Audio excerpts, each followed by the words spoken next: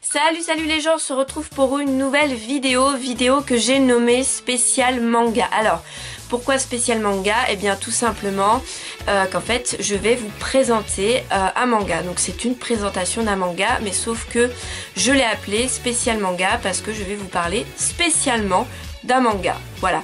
Et le manga que j'ai choisi pour commencer ce nouveau concept de vidéo et que je suis en train de lire actuellement, c'est un shoujo et c'est Wolf Girl and Black Prince. Hop, je vais vous montrer le premier tome que j'ai déjà lu. Hop là. Donc c'est un shoujo de Ayuko Hata et c'est de chez Kurokawa et c'est une série qui...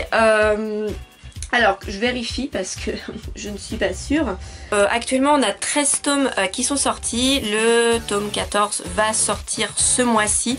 Je crois qu'il sort cette semaine ou la semaine prochaine si je ne me trompe pas. Et c'est une série qui est terminée en 16 tomes. Alors, c'est un shoujo qui est quand même hyper connu. Voilà, que j'ai vu sur beaucoup de chaînes. Mais moi, en fait, je me suis mise à lire vraiment que depuis cette semaine.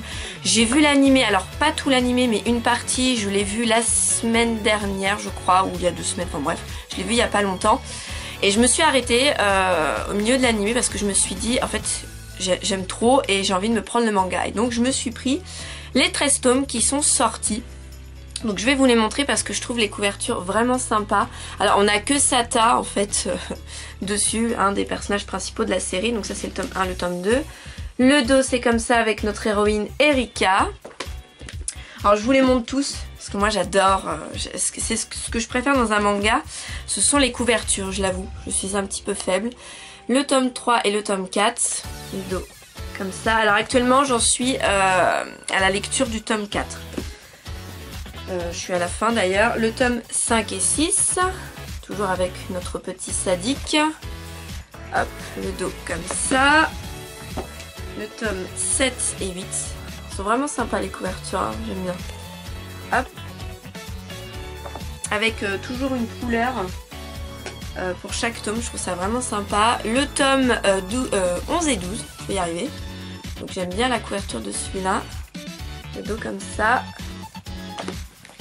Voilà. Le tome 10 et le tome 9.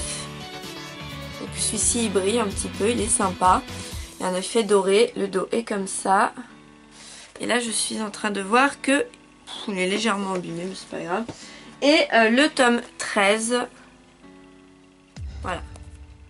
Avec Erika. Et dans toute cette couverture, franchement celle que je préfère c'est vraiment celle-là. Avec le bouquet de fleurs, je la trouve vraiment sympa cette couverture. Je trouve que c'est la plus jolie de toutes. Donc je vais vous parler un petit peu de l'histoire pour ce manga. Même si je sais que pour certains vous connaissez très bien. Mais voilà, pour les personnes qui ne sont jamais lancées dedans et qui sont un petit peu comme moi, qui voilà, découvrent un petit peu les choses un peu au dernier moment parce que ça les intéresse pas plus que ça, enfin bref, je vais quand même faire un petit point au niveau de l'histoire. Donc au niveau de l'histoire, on va suivre une jeune fille qui s'appelle Erika, donc qui est ici, qui n'a jamais eu de petits copains. Et alors je crois qu'elle intègre le lycée, c'est ça, oui c'est le lycée. On va suivre des lycéens et en fait dans sa classe elle s'est faite 2 amies et en fait ces 2 amies elles ont déjà chacune un petit copain et pour pas se sentir rejetée dans son petit groupe d'amis là avec ces 2 autres filles, et ben elle s'est inventé un petit copain imaginaire parce qu'elle veut pas se retrouver toute seule sans amis. Les groupes ont été déjà faits, elle c'est les premières personnes à qui elle a parlé, avec qui elle s'est liée, donc elle veut pas se sentir rejetée du fait qu'elle n'a pas de petit copain. Sachant qu'elle a quand même une meilleure amie dans une autre classe qu'elle voit très souvent pendant les pauses, etc. Mais le problème c'est que ses amis dans sa classe découvrent, enfin elles sentent que c'est pas vrai son histoire de son petit copain là parce qu'elles ont jamais vu de photo de ce mec là, de son mec. Donc voilà, et donc Erika va sentir qu'elle est en danger, elle va se dire mince pour pas perdre mes amis, il faut que je prenne en photo. Enfin, elle va voir un jour dans la rue un beau gars, c'est Sata, et elle va le prendre en photo. Paf, elle le prend en photo parce que voilà, elle veut trouver un petit copain quoi, elle va se dire ça peut pas se trouver comme ça, c'est pas possible. Donc elle le prend en photo, elle le montre à ses amis, elle dit voilà c'est mon petit copain. Et alors elles disent oh putain il est trop beau, il est trop canon. Puis il y en a une, elle dit mais il me dit quelque chose ce gars là. Et bah oui effectivement Sata est dans leur lycée et dans leur école. Et Sata, quand il va revoir Erika, parce que quand elle le prend en photo, elle le fait pas discrètement, Erika, elle le fait vraiment devant sa tronche, mais vraiment comme ça quoi. Et le gars il se dit, mais tu m'as pris en photo? Elle fait ah oui, bah, elle fait diversion, elle fait oh regarde il y a un truc là-bas, puis elle se barre. Bon bref, quand il va la voir, il va faire ah mais c'est la perverse là qui m'a pris en photo. Elle l'embarque, elle le met à part, elle lui fait écoute, je suis désolée mais voilà, elle va oser lui dire, lui demander son aide pour être son faux petit copain auprès de ses amis. Alors elle va se dire il va jamais accepter quoi. Et puis il va dire oui, mais en contrepartie, il va lui dire j'accepte d'être ton faux petit copain, mais dans ces cas-là, tu deviens mon chien, en quelque sorte, mon esclave quoi. Sachant que Sata, devant les autres, il a un masque, il fait genre qu'il est adorable, qu'il est gentil, voilà, c'est le prince du lycée. Puis en fait, c'est un mec qui est totalement exécrable, qui est sadique, enfin, il l'appelle mon chien. Moi encore, ça me choque par moments quand il dit mon chien. Il me dit, mais c'est horrible, ça fait vraiment esclave, et elle le dit elle-même, Erika, mais elle est trop masochiste, parce qu'elle est trop sadomaso, parce que bah reste quand même auprès de lui quoi. Moi je suis désolée, un gars qui me traite comme ça, je dis ok salut, au revoir, fous-moi la paix quoi, t'es un gros salopio. Bref, donc c'est à partir de là que va commencer le début de leur amitié assez particulière. Et au fur et à mesure qu'on va avancer dans les tomes, eh bien on va voir que notre petite Erika va vraiment tomber amoureuse de Sata. On va voir que Sata va aussi s'attacher à Erika. C'est des personnages qui sont quand même assez hauts en couleur, même si il y a certaines scènes qui sont très clichés. C'est du déjà vu 1000 fois dans les shoujo. Vous avez toujours la période de la Saint-Valentin, de Noël, l'épisode à la plage, les épisodes où vous allez avoir des rivaux, de la jalousie, des personnes qui vont foutre de la merde dans leur couple. Là je suis au tome 4 et ça y est, ils sont enfin ensemble, ils se mettent vraiment officiellement ensemble. Et évidemment il y a un protagoniste qui va foutre sa merdasse, un troisième protagoniste, parce que quand ils commençaient à être ensemble, enfin quand on sentait, mais ils n'étaient pas vraiment un couple, il y avait déjà des personnages qui les faisaient un peu chier, enfin bref. Ce que j'aime bien dans cette série, c'est vraiment le caractère de Sata, il est juste exécrable, donc ça fait des scènes vraiment mais tellement marrantes. Et elle, Erika, la petite pépette, en fait tout ce qu'elle veut, c'est avoir vraiment un petit copain et le rendre heureux.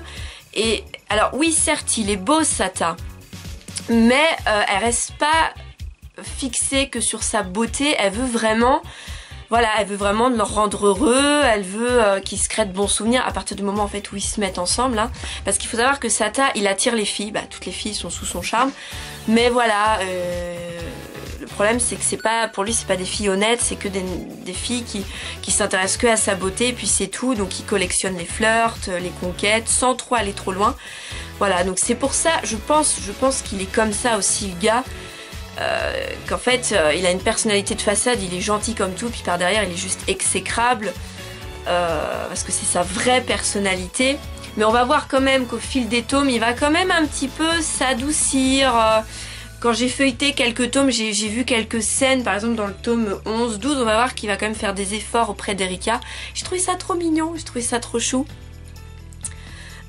Oui, parce que j'aime bien regarder les tomes suivants, j'aime bien feuilleter par moments sans trop me spoiler. J'essaie de faire en sorte de pas trop me spoiler, mais voilà. Donc voilà, on voit qu'elle, elle est honnête, elle est très naïve, mais elle est honnête avec ses sentiments. Lui, on va voir qu'au final, il est intéressé par aucune fille, mais il est intéressé par...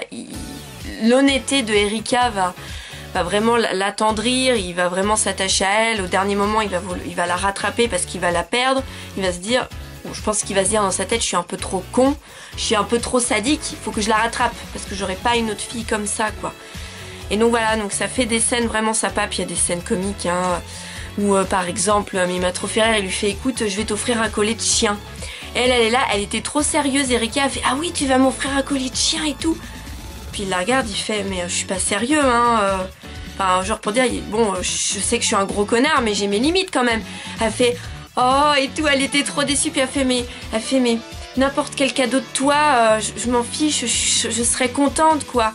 Et ça va le toucher Sata parce que elle, n'importe quoi qui vient de lui, eh ben elle est heureuse et voilà.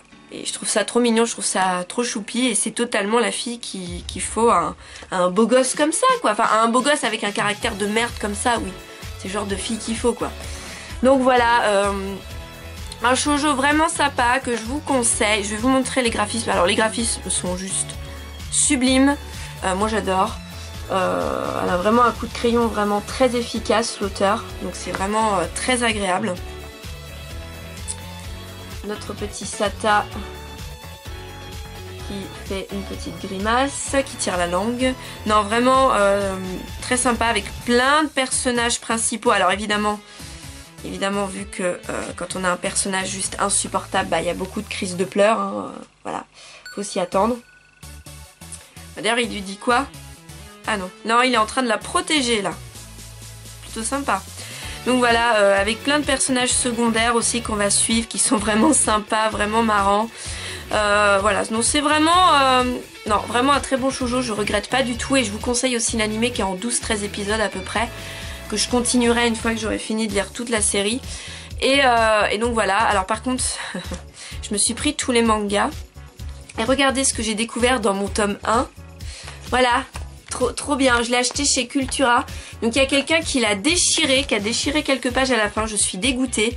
Donc je suis trop contente parce que je vais pouvoir l'échanger, je suis encore dans les temps. Mais encore heureux que j'ai lu ce premier tome, que je me suis mise à lire ce manga. Mais voilà les jolies surprises que vous pouvez avoir. C'est complètement, mais fonce dé quoi. Et je trouve ça, pardon, c'est complètement défoncé le livre. Et je trouve ça juste irrespectueux de faire ça, sur des mangas, sur des objets en magasin. Enfin, moi je pense que c'est des gamines qui ont fait ça et je trouve ça juste irrespectueux. Ça m'énerve de pas prendre soin des choses. Donc voilà, bon, je vais devoir le rendre. C'est la première fois que ça m'arrive chez Cultura de prendre un manga qui est abîmé. Mais abîmé de l'intérieur, hein, vraiment causé par des personnes malfaisantes, on va dire. Donc voilà, bon, dans tous les cas, très bon shoujo. Si je devais le noter, je lui mettrais un 8 sur 10. Alors, pourquoi 8 sur 10? Donc il y a des très beaux graphismes, on passe vraiment un très bon moment, mais bon voilà, malgré tout, on a quand même des choses très récurrentes qu'on voit un peu tout le temps, on voit un peu tout le temps la même chose.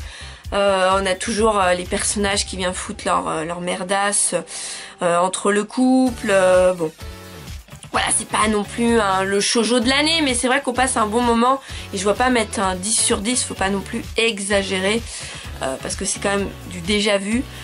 Mais voilà, on passe un bon moment, c'est sympa, les graphismes sont beaux, les personnages sont attachants, on se tape de bonnes barres de rire par moment, même si c'est pas non plus... je vais le comparer à l'Oblicomplexe, l'Oblicomplexe c'est vraiment des barres de rire. Là on se marre bien, voilà, on passe un bon moment, c'est un bon divertissement, je vous le conseille si vous ne l'avez toujours pas lu. Donc voilà, je vais m'arrêter ici, j'espère que cette petite présentation de Wolf Girl and Black Prince, je vais y arriver, ce titre est juste horrible à dire. J'espère que ça vous a plu, mettez-moi un petit pouce si ça vous a plu. Écoutez, moi je vous retrouve pour une prochaine vidéo, pardon, je vais y arriver. Je vous dis à la prochaine et ciao tout le monde!